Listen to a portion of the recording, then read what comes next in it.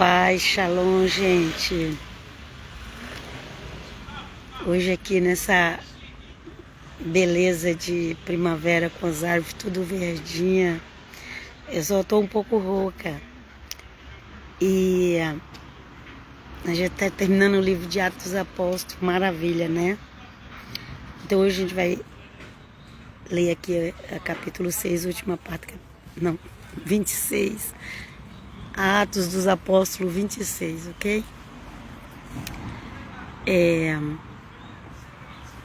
Atos dos Apóstolos 26,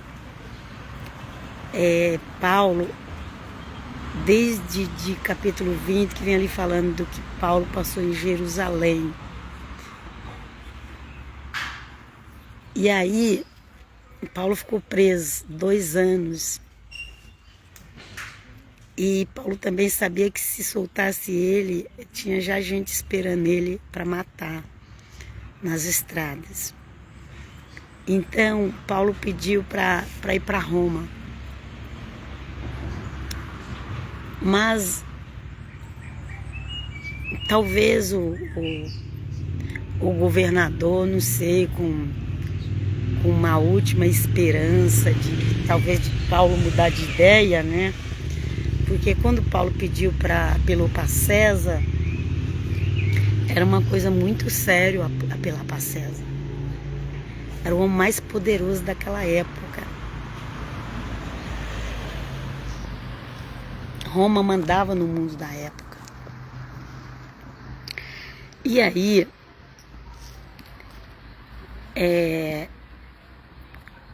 o rei chamado Agripa, falou que queria entrevistar Paulo. E foi bom que Paulo pôde dar o testemunho pro rei Agripa, né? Já era outro rei de Jerusalém, já tinha mudado, já estava já nos 3º ou 4º rei já ali, né? Da época de Cristo. E aí Paulo vai dar o testemunho pro rei. O porquê que ele fazia aquilo. O porquê que ele pregava o evangelho, o Cristo crucificado. Paulo foi explicar. Paulo não era uma pessoa de mau caráter. Mas Paulo estava sendo tratado como se fosse um bandido. Mas Paulo era uma pessoa... A única coisa que ele fazia antes era perseguir os cristãos. Mas...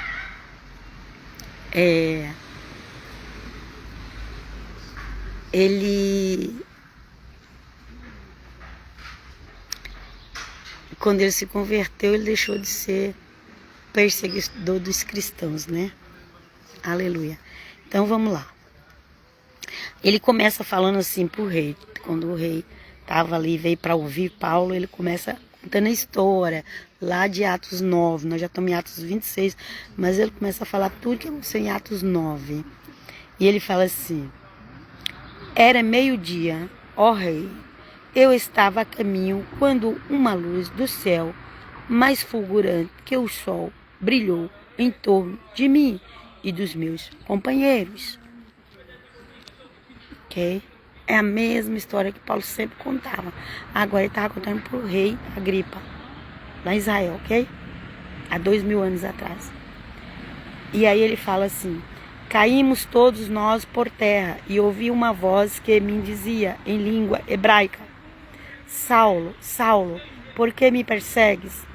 Dura coisa te é recalcitrar contra o arguilhão. Então eu disse: quem és, Senhor? O Senhor respondeu: eu sou Jesus a quem persegues. Mas levanta-te e põe-te em pé, pois eu te apareci para te fazer ministro e testemunha das coisas que viste e de outras para as quais hei de manifestar-me a ti. Ok? Então, o Senhor Jesus foi escolhido. Levanta-te e põe em pé. Então, era para Paulo levantar, mesmo que ele estava cego. Mas ele ia ser testemunha. Começando por ali, por aquele acontecimento sobrenatural. Os apóstolos, eles viviam no sobrenatural. Não era igual essas pessoas de hoje que muitos dizem que é apóstolo, mas nem batizado no Espírito Santo. Pode não ser, não sei.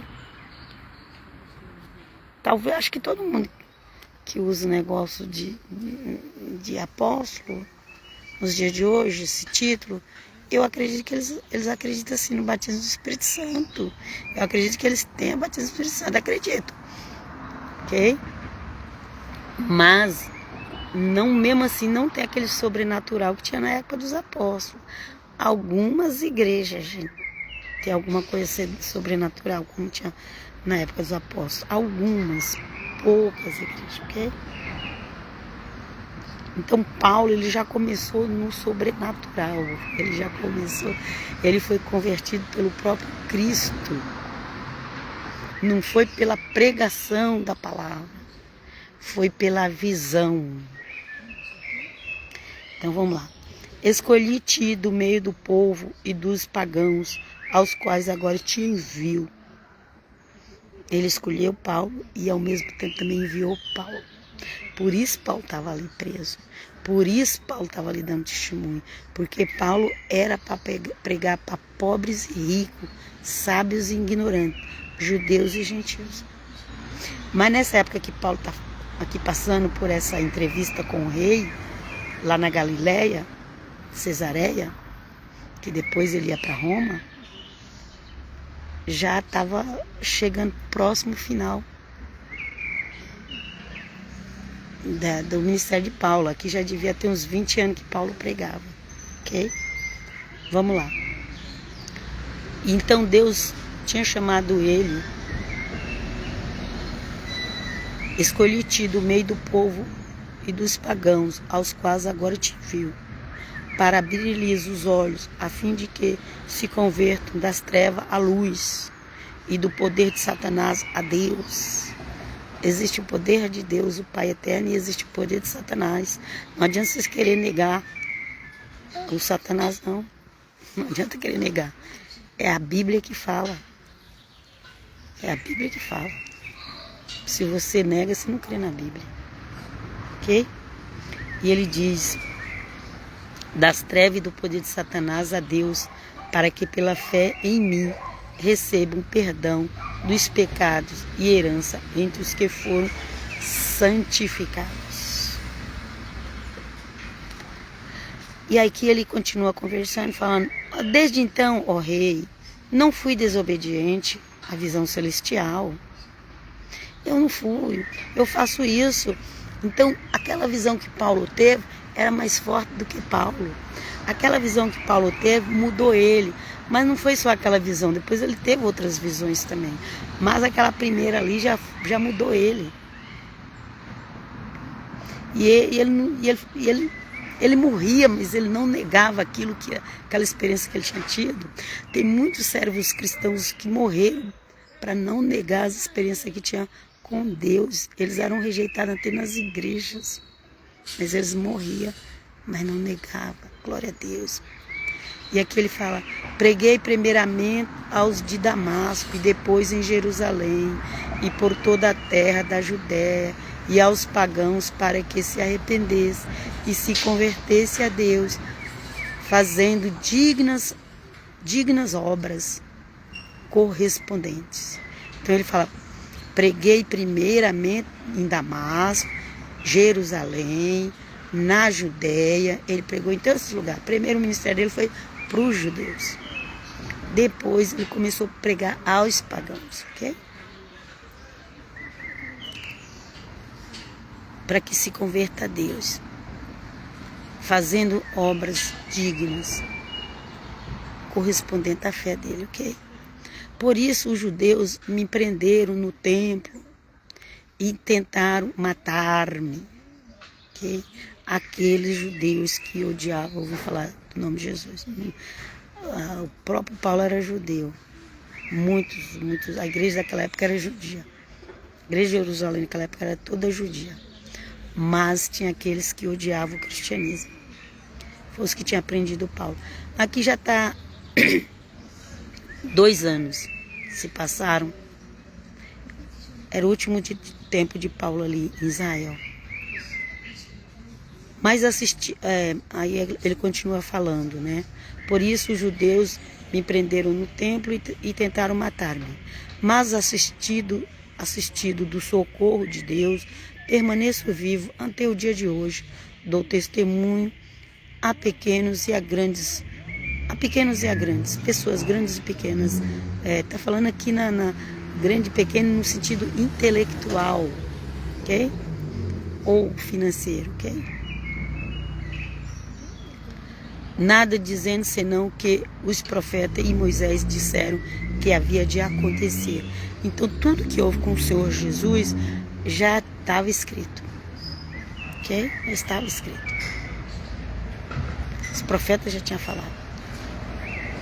Mas aí aquelas pessoas, elas estavam com a venda nos olhos, o véu do tempo rasgou, mas elas não tiraram o véu dos olhos. Entendeu? A saber que Cristo havia de padecer e seria o primeiro que, pela ressurreição dos mortos, havia de anunciar a luz ao povo judeu e aos pagãos. Dizendo ele essas coisas, em sua defesa, Festo exclamou em alta voz: está louco? Paulo, o teu muito saber tira-te o juízo. Eles acharam que Paulo estava ficando louco com tudo aquilo que Paulo estava contando, eles não acreditaram. Paulo então respondeu: não estou louco, excelentíssimo Festo, mas digo palavras de verdade e de prudência. O Festo levou o rei Agripa lá achando que talvez Paulo pudesse mudar de ideia, mas Paulo não mudou. Paulo já tinha tomado a decisão, ou vivo ou morto, ele chegava em Roma. Paulo então respondeu: não estou louco, excelentíssimo Festo, mas digo palavras de verdade e de prudência, pois dessas coisas tem conhecimento, ó rei, em cuja presença falo com franqueza. Sei que nada disso lhe é oculto, porque nenhuma dessas coisas se fez ali ocultamente. Gente, quem é de Deus não precisa inventar história, não precisa de ocultismo. Quem faz o ocultismo é as trevas. Nas coisas de Deus não tem ocultismo. Deus revela o que Ele quer. E quando é preciso anunciar para todo mundo, Deus fala: pode anunciar para todo mundo. O ocultismo, quando ele fala: isso é oculto, não pode falar, é segredo, bate 7 chaves. Você já começa a ficar desconfiado desse negócio, viu? Paulo falou assim, ó. O que Paulo falou? Falo com franqueza. Sei que nada disso lhe é oculto, porque nenhuma dessas coisas se fez ali ocultamente. O cristão não é oculto. O cristão que fica ocultando as coisas, escondendo as coisas, tome cuidado. Por que as pessoas odeiam a Igreja Católica? Porque as coisas da Igreja Católica não são ocultas. Todo mundo sabe do que eles creem. Eles não estão preocupados em mudar porque alguém não gosta. E também não esconde, todo mundo sabe. Ok?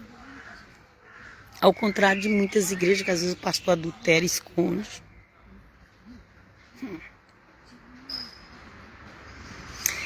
E coisas mais, que só Deus fala que no dia do juízo a gente vai ver tanta coisa. Misericórdia, o sangue de Jesus é poder. Mas que nós possamos preocupar com nós. Deixa os outros pra lá. Vamos lá. Crês, ó rei, nos profetas? Bem sei que crês. Se ele era rei de Israel, tinha que saber que tinha os profetas da Bíblia hebraica, né? Na Bíblia hebraica, no modo de dizer, porque é da Bíblia de todo mundo, cristãos e judeus, pelo menos. Vamos lá. Disse então Agripa a Paulo: por poucos não me persuades a fazer-me cristão. O rei antes ele tivesse se convertido. Tomara a Deus que depois ele se converteu. Tomara a Deus, né? Tomara a Deus que depois ele se converteu. E ele falou para Paulo. Disse então Agripa a Paulo: por pouco não me persuades a fazer-me cristão. Respondeu Paulo: provera a Deus que por pouco e por muito, não somente tu, senão também quantos me ouvem, se fizessem hoje tal qual eu sou, menos essas algemas. Ele falou assim: olha, rei, eu queria muito mesmo que você se convertesse, só não te desejo ficar preso igual eu, só não te desejo isso. Okay? Respondeu Paulo, que sei que eu já li. Então o rei, o governador Berenice,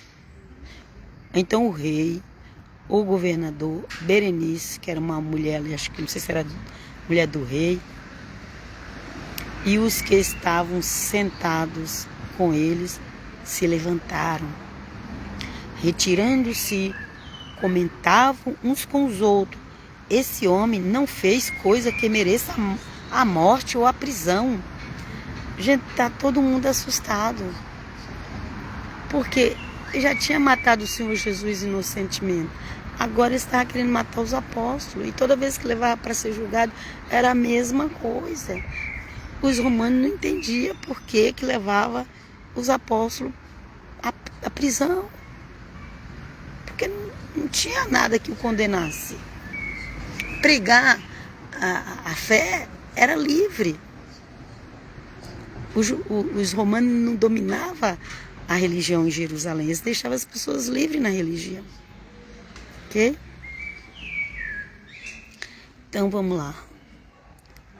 Então eles saíram, retirando, conversando entre eles. Falaram assim: nossa, mas por que esse homem está preso? Há 2 anos ele não cometeu nenhum crime.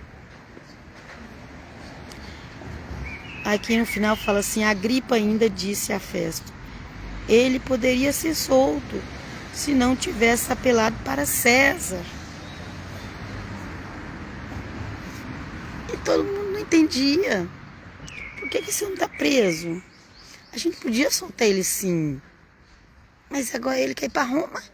Ele quer ser julgado por César. Estranho.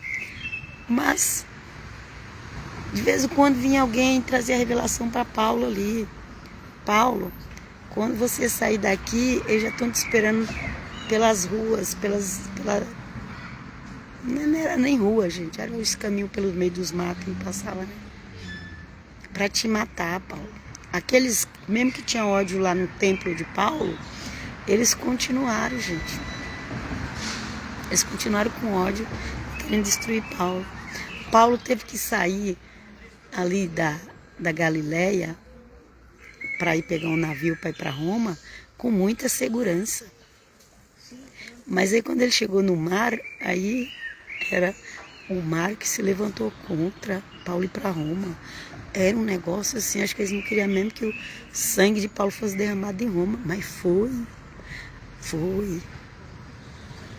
Nós não sabemos o que isso significa, mas no mundo espiritual isso tem muito significado, sabia? Muito. O sangue do nosso querido Paulo está lá em Roma derramado. O sangue do nosso amado Jesus está lá em Jerusalém derramado. E dali nasce a maior igreja do mundo. A maior igreja cristã do mundo, que nasceu em Roma. Ali tem o sangue de Pedro e Paulo derramado, você sabia disso? E fora mais de milhares e milhares de cristãos. Ok? Gente, eu vos deixo aqui agora. Até a próxima. Eu também já falei bastante. Tem o sol, mas ainda está fresquinho debaixo das árvores. E que até Deus vos abençoe. Pega o livro dos Apóstolos, leia. Pega Atos dos Apóstolos, leia. Pega Evangelho de Lucas ou um outro evangelho e leia. Para você não ser enganado com essas religiões que diz que crê em Jesus, diz que crê em Yeshua, mas na realidade não crê.